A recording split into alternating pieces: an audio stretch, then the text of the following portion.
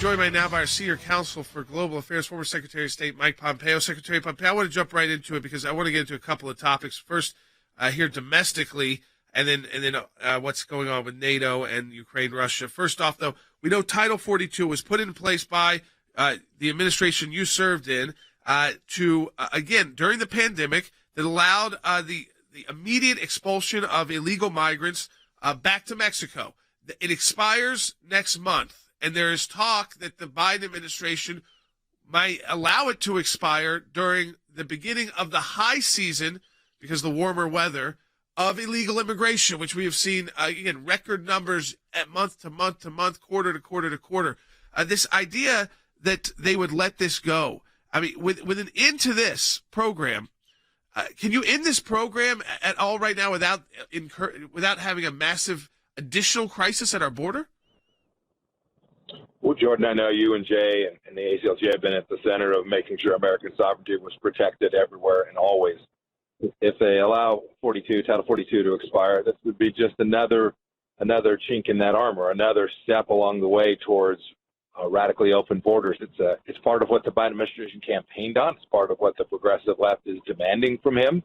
And it presents real risk to the United States of America. I hope that they will extend Title 42. It made enormous sense. Don't forget, not only does it allow these folks in, but it sends a message. It will send a message to those who are trying to get here that this administration, this is the time, this is the window. Come to the United States, travel here illegally, and we'll do nothing to stop you from coming across, entering America, and ultimately becoming part of American society.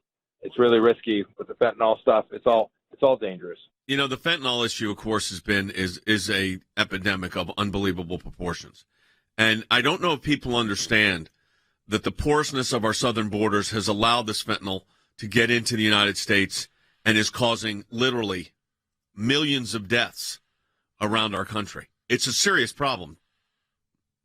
It's a real problem, Jay. And, you always know when the problem has increased because you can tell what fentanyl costs on the market. And today the price is low. That means supply is high. The demand is rising to meet that supply. And it's impacting citizens all across the country in rural areas and suburban places like my home state of Kansas, in urban cores.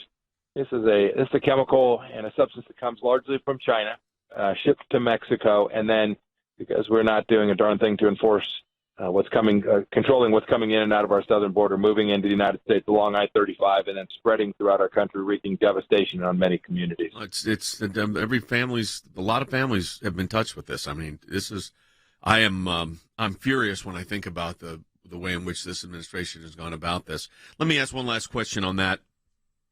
If, in fact, Title 42 is terminated, which it seems it will be at the end of the month, they don't seem to have anything to fill in the gap, so to speak. So are we going to see back to those caravans and record numbers of people trying to get in here and the disaster at the border that we saw just last year with the Biden administration? Is that what's going to be the end result? Jay, we've seen the numbers when you begin to send the message to El Salvador, Honduras, Guatemala, places all around the world, frankly, that says this will be a welcoming environment. We're not going to turn you back. Consistent with American law, we're going to just allow you to come into the United States. It is very likely that the numbers already staggering, already multiples of times what they were during the final 2 years of the Trump administration, staggering numbers will only continue to increase. And Jay, you know this, not only are these drugs coming in horrific, but what happens to people who are transiting Mexico is the worst of the worst. And we ought not to permit that to happen for so many reasons, including making sure we know who's coming into our country who might want to do harm to us here. I want to shift Secretary Pompeo to what's going on right now. We know the president is in Brussels, is in NATO, and then meeting with the G7. Today marks 1 month. It's been 1 month since the Russian assault on Ukraine began. And a lot of folks thought that this would not take a month and then we wouldn't necessarily be here, but we are now here. The Ukrainians have fought back. So President Biden, he's there. They're discussing a plan to bolster NATO's eastern flank and counter the prospect of escalation. There's fear of nuclear attack. You have Kremlin spokespeople going out in English saying we've got the justification to use nuclear weapons. What needs to happen? What should Joe Biden be doing right now when he's at these meetings? So a handful of things. One, I'm glad they're there. I'm glad they're having these conversations. But as you all well know, conversations without real substance and strategic leadership aren't worth the time spent on them. There's a handful of things. The first is to make it very clear the cost of Vladimir Putin if he uses any kind of WMD, a chemical weapon, a biological weapon, or, God forbid, a nuclear weapon. We should be crisp and clear that NATO will respond in a way that will impose a staggering cost on him. We should do this before, not wait till he's done it and then mess around and take months. We should be ready to respond in that way. Second, I'm glad they're putting increased presence in Eastern Europe. I would hope that the Europeans would take the heavy load there, would take the real burden. And then finally, we should not forget, in spite of the fact they are meeting in Brussels in Europe, it's a series of European leaders. We shouldn't forget that the Chinese Communist Party is watching all of this. Chairman Kim launched the longest missile he has ever launched, according to reports. We should never misunderstand that while we're focused on Ukraine, the whole world is watching what we're doing in Iran, giving them a sweet deal.